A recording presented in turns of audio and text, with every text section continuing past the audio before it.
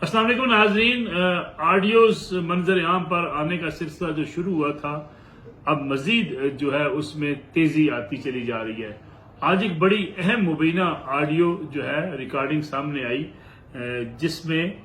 जफर इकबाल साहब जो कि सेशन जज हैं और तोशा खाना केस जो इमरान खान साहब के खिलाफ है, उसकी समाअत कर रहे हैं। उनकी अहलिया की ये ऑडियो है, मुबीना ऑडियो, इसके बारे में कहा जा रहा है कि वो अपनी किसी एक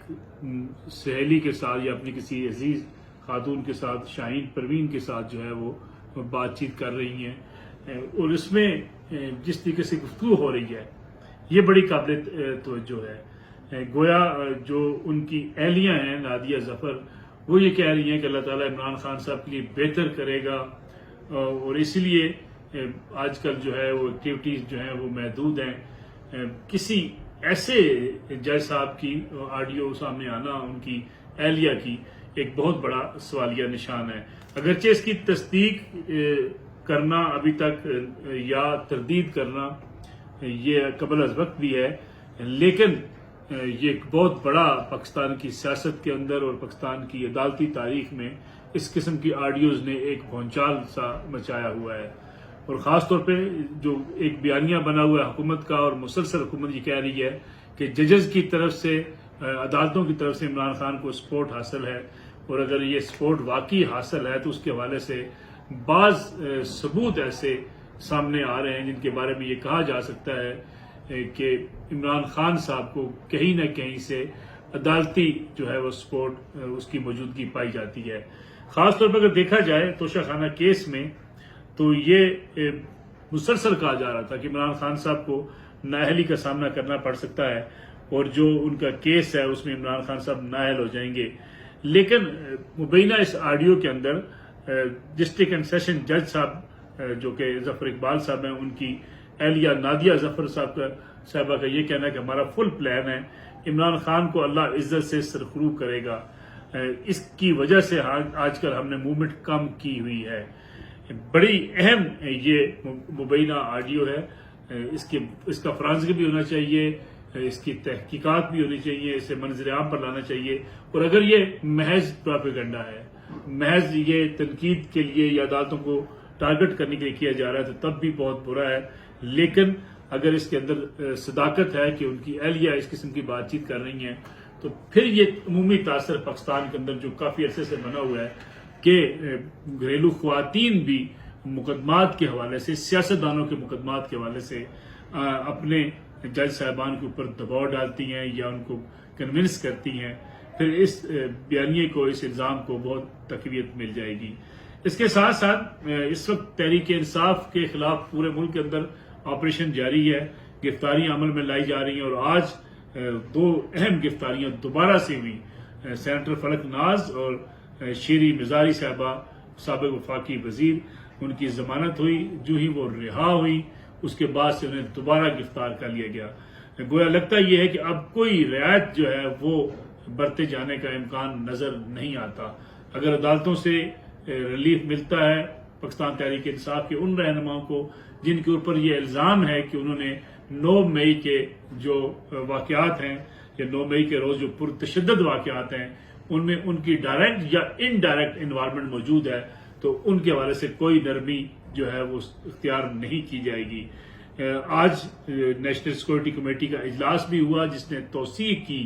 कोर कमांडर्स कॉन्फ्रेंस के उस फैसले की जिसमें ये कहा गया था कि इन तमाम लोगों के खिलाफ जो पुरतशद्दद कार्रवाइयों में मुलव्वस हैं, जिन्होंने कोर कमांडर हाउस लाहौर पर हमला किया, जिन्होंने प्लानिंग की, जिन्होंने लोगों को उकसाया इस बात पर कि लोग पहुंचे कैंट के अंदर और कैंट में जाकर कोर कमांडर हाउस पर हमला करें, पेशावर में, मुल्तान में, फैसलाबाद में, कराची में, उन तमाम फौजी तनसीबात पर और फौजी इदारों पर और फौजी अफसरान के घरों पर जो हमलों के बारे में लोग उकसाते रहे, उन्हें किसी सूरत भी रू रियायत उनके साथ नहीं होगी, और उनके खिलाफ बाकायदा जो मुकदमात होंगे वो फौजी और सीक्रेट एक्ट के तहत होंगे। गोया ये फैसला अब किया जा चुका है कि इस हवाले से तमाम मुकदमात जो है वो सीक्रेट एक्ट में या फौजी एक्ट के तहत चलाए जाएंगे। अब सवाल ये पैदा होता है کہ کیونکہ فوجی عدالتوں کی بات کی جا رہی تھی، لگتا یہ ہے کہ خصوصی عدالتیں بنیں گی جس کی سربراہی جو ہے وہ خارج پاکستان کے پاس ہوگی، اور تمام ثبوت، تمام شواہد اکٹھے کرنے کے بعد کارروائی کی جائے گی۔ کل سے کچھ افواہیں سرگرم تھی کہ جو کور کمانڈرز کانفرنس ہوئی اس میں اس بات پر بھی زور دیا گیا کہ ملک کے اندر جو ہے مفاہمت کی فضا قائم ہونی چاہیے، اور فوج ہر مفاہمتی عمل کو جمہوریت کی مضبوطی کے لیے سپورٹ کرے گی۔ اس کو ایک رنگ دینے کی کوشش کی گئی، خاص طور پہ ملک سے باہر بیٹھے ہوئے پاکستان تحریک انصاف کے کچھ اراکین نے ایک مہم چلائی، اور یہ کہا گیا کہ فوج جو ہے وہ کسی کمپرومائز کی بات کر رہی ہے، مفاہمت کی بات کر رہی ہے، یا کوئی پیچ اپ ایسا ہو سکتا ہے جس کی کوششیں کی جا رہی ہیں۔ لیکن آج نیشنل سیکورٹی کمیٹی نے اسی بیانیے کی اور اسی فیصلے کی توثیق کر دی ہے جو کور کمانڈر کانفرنس کا اعلامیہ جاری کیا گیا تھا D G I S P R کی طرف سے، کہ یہ مقدمات ضرور چلیں گے اور کسی کے ساتھ کوئی رعایت نہیں ہوگی۔ نیشنل سیکورٹی کمیٹی کے بعد وزیر اعظم شہباز شریف صاحب کا ایک بڑا اہم بیان سامنے آیا کہ بہت سے لوگ سفارشیں کروا رہے ہیں، اور اگر میں بھی کہوں تو کسی بندے کو رہا نہ کیا جائے۔ گویا حکومت اب ان معاملات کے اندر خاصی سختی کرنے کو دکھائی دیتی ہے۔ دوسری ایک اہم جو ہے پاکستان تحریک انصاف کے لیے ایک جھٹکا ہے، کیونکہ کافی عرصے سے یہ لگ رہا تھا کہ پاکستان تحریک انصاف کے کچھ لوگ تحریک انصاف کو چھوڑ سکتے ہیں۔ کراچی سے ایک بڑے اہم آدمی محمود مولوی جو رکن قومی اسمبلی تھے پاکستان تحریک انصاف کے، کراچی میں ایک بڑے بزنس مین ہیں اور ان کے بڑے سپورٹر تھے، اور انہیں کراچی کے اندر پاکستان تحریک انصاف کی اے ٹی ایم کہا جاتا ہے کہ اے ٹی ایم وہ کراچی میں تھے۔ پاکستان تحریک انصاف کو انہوں نے بڑی مالی معاونت کی، تو یہ ان کا چھوڑ جانا اور یہ کہنا کہ کوئی بھی سیاسی جماعت جو ہے اسے فوج کے سامنے نہیں کھڑا ہونا چاہیے تھا، اور پاکستان تحریک انصاف نے جو رویہ اپنایا 9 مئی کو، اس سے وہ اب پارٹی چھوڑنے کا اعلان کرتے ہیں۔ یہ ایک ابتدائی جو ہے علیحدگی ہے۔ اب یہ بھی کہا جا رہا ہے کہ اور بھی بہت سے لوگ، کچھ 2-3 اراکین کراچی سے ہو سکتے ہیں جو عنقریب پریس کانفرنس کریں گے اور پاکستان تحریک انصاف سے لا تعلقی کا اعلان کر سکتے ہیں۔ علی زیدی صاحب کے حوالے سے کچھ خبریں ایسی ہیں کہ علی زیدی صاحب بھی وکٹ کی دونوں طرف کھیلتے رہے، اور انہیں ان کے گھر کو جو ہے سب جیل قرار بھی اسی لیے دیا گیا تھا کہ ان کی فیسیلیٹیٹ ان کو کیا جا رہا ہے، اور ان کے بارے میں بھی کچھ خبریں اس قسم کی آ رہی ہیں کہ علی زیدی بھی پاکستان تحریک انصاف سے اختلاف کرتے ہوئے علیحدہ ہو سکتے ہیں، اور اختلاف کا مین جو ان کا نقطہ نظر ہوگا وہ یہی ہوگا کہ 9 مئی کے واقعات کے بعد انہوں نے اس بات کا فیصلہ کیا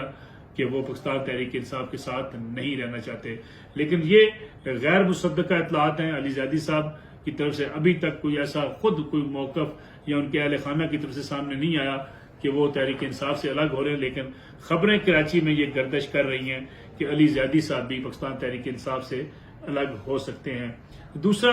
اور آخری اہم مرحلہ یہ اس وقت یہ ہے کہ تحریک انصاف کے وہ کارکنان جو گرفتار ہوئے تھے اس وقت بے یار و مددگار ہیں، کوئی انہیں پوچھنے والا نہیں ہے، اور لگ یہ رہا ہے کہ جو سیاستدان ہیں، جو سینئر رہنما ہیں، وہ ان کوششوں میں لگے ہوئے ہیں کہ کسی نہ کسی طریقے سے وہ تو رہائی پا لیں۔ ان حالات میں کارکنوں کو کون پوچھنے والا ہوگا، یہ ایک بڑا اہم مرحلہ ہے۔ کیا پی ٹی آئی کے لیے یہ کارکن باہر نکلنے کے بعد پاکستان تحریک انصاف کے لیے خود ایک بڑا چیلنج بن سکتے ہیں یا نہیں؟ کیونکہ نظر یہ آ رہا ہے کہ عمران خان صاحب بھی لا تعلقی کا اعلان کئی بار کر چکے ہیں کہ جو لوگ اس روز شر پسند عناصر تھے ان کے ساتھ پاکستان تحریک انصاف کا کوئی تعلق نہیں ہے۔ حالانکہ پاکستان تحریک انصاف ان لوگوں کو سپورٹ بھی کرتی رہی ہے، وہ ذمہ داران بھی ہیں، کارکنان بھی ہیں، لیکن لگ یہ رہا ہے کہ اب پاکستان تحریک انصاف ان سے پیچھے ہٹ جائے گی، جس کی وجہ سے ان کارکنوں کو مشکل حالات کا سامنا کرنا پڑے گا۔ اگلے کسی ولاگ کے اندر آپ کے سامنے یہ بھی رکھیں گے کہ پورے ملک کے اندر کون کون سا رہنما کہاں سے ریلیف حاصل کرنے کے چکر میں ہے، اور کارکن کہاں کن مشکلات سے دوچار ہوتے چلے جائیں گے۔